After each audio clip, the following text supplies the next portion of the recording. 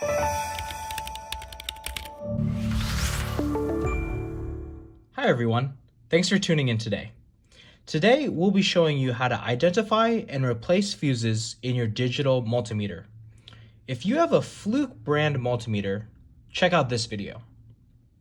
Now, the most common fuses in multimeters, like I've got here, are certain glass and ceramic fuses, like a Bussmann AGX-2, GDA-630 milliamps, and SIBA ceramic fuses. Here I've got some Bussmann AGX-2s.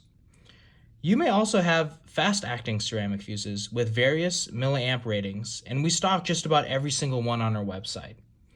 Check out this video to identify fuses.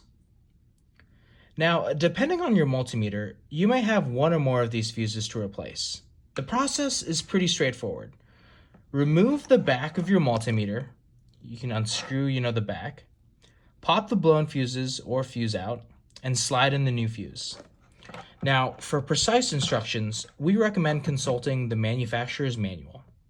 Each multimeter is slightly different. View our extensive stock of fuses on our website.